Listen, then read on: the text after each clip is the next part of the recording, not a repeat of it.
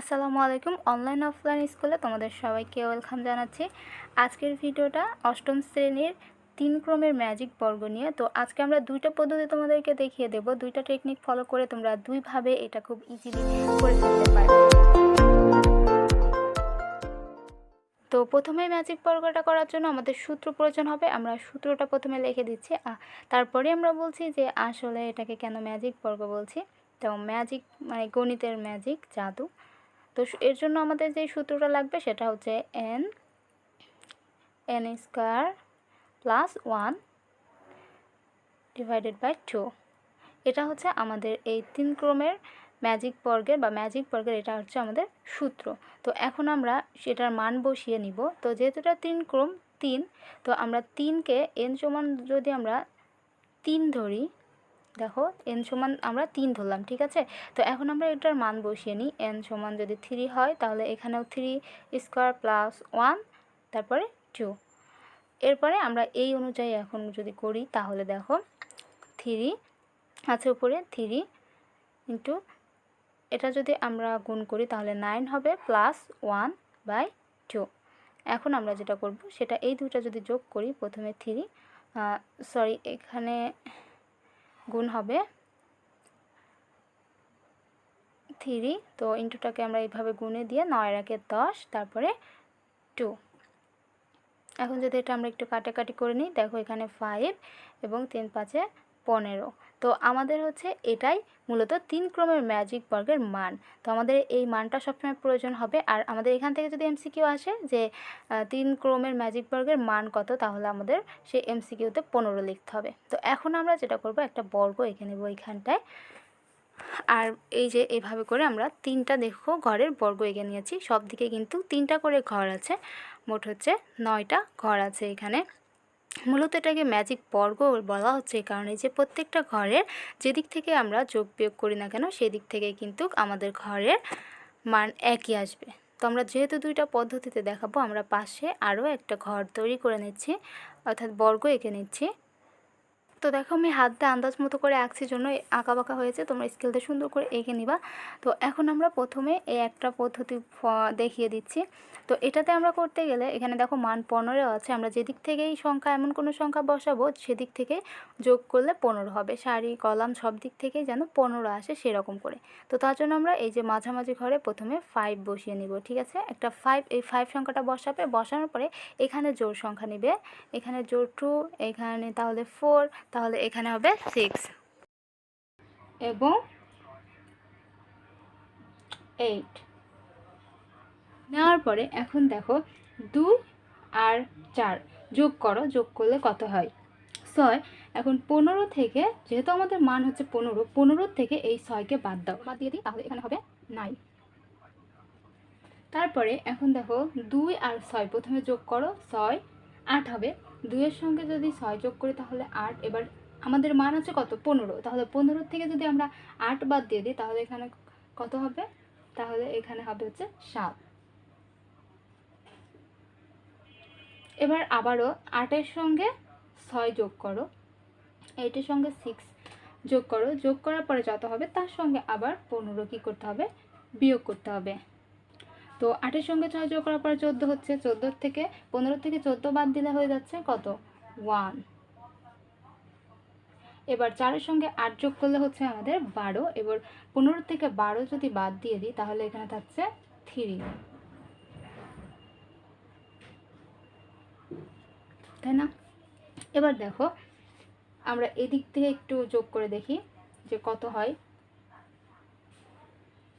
15।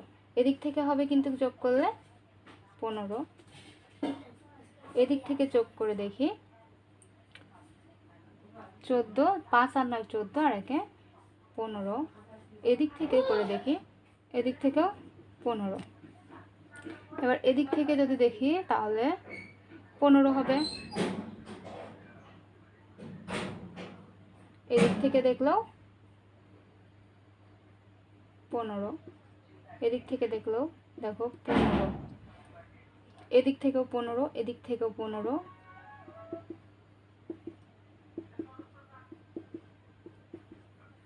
ঠিক আছে, সব দিক থেকে কিন্তু 15। এখন আমরা আর একটা করে দেখি, এখানে আরেকটা বর্গ যেটা নিয়ে রেখেছি। তো এটাতে আমরা প্রথমেই এইটার জন্য আমরা একটা সূত্র ব্যবহার করব, সেটা হচ্ছে তীর সূত্র, তীর বা লাঙ্গল সূত্র, লাঙ্গল সূত্র এরকম, এরকম হয় না, এরকম। তো এই সূত্রটা ব্যবহার করে যদি আমরা করি তাহলে প্রথমে আমাদের মাঝামাঝি এই অংশটায় আমরা একটা ছোট সংখ্যা বসিয়ে নেব 1। এবার 1 এখানে বসিয়েছি, এদিকে তীর দিয়ে দেখি এদিকে কোনো ঘর আছে কিনা। এদিকে দেখো আমাদের কোনো ঘর নেই, এদিকেও কিন্তু উপরে কোনো ঘর নেই।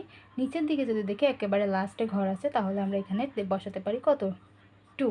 এবার আবার তীর চিহ্ন, অর্থাৎ আমাদের তীর করো এইদিকে ঘর আছে কিনা। দেখো এদিকে কোনো ঘর নেই, নিচের দিকেও ঘর নেই, কিন্তু উপরের দিকে দেখো একবারে লাস্টে একটা ঘর আছে, তাহলে এখানে আমরা কত বসাতে পারি 3। এখন আবারও তীর চিহ্ন করো, তারপরে দেখো উপরে একটা ঘর আছে, কিন্তু এই ঘরটা কিন্তু 1 দিয়ে কি করে দিয়েছি, পূর্ণ করে দিয়েছি। তার মানে দেখো এখানে হবে, এখানে কিন্তু কোনো ঘর নেই, উপরেও কোনো ঘর নেই, তার মানে নিচের দিকে দেখো নিচের দিকে ঘর পূরণ হয়ে গিয়েছে। তাহলে আমরা এখানে বসাতে পারি 4। তারপরে আবার তীর 5, উপরে ঘর আছে 6। এখন দেখো এটার উপরে কোনো ঘর নেই, নিচেও কোনো ঘর নেই, তাহলে আমরা এই ঘরের নিচে বসিয়ে দিতে পারি কত 7। 7-এ একইভাবে তীর চিহ্ন করো, দেখো এখানে কোনো ঘর নেই। উপরের সাইডে দেখো উপরের দিকে ঘর আছে কিনা, নিচের দিকে দেখো ঘর পূরণ হয়ে গেছে, দেখো উপরের সাইডে ঘর আছে, তাই না। তাহলে এখানে আমরা বসাতে পারি কত 8। তাহলে বাদ থাকলো কত 9। 9টা আমরা কোথায় বসাবো, দেখো এদিকে ঘর নেই, নিচের দিকে দেখো এখানে ঘর আছে, এখন নিচের দিকে আমরা এই ঘরটা ফাঁকা আছে, এখানে আমরা 9 বসিয়ে দিলাম।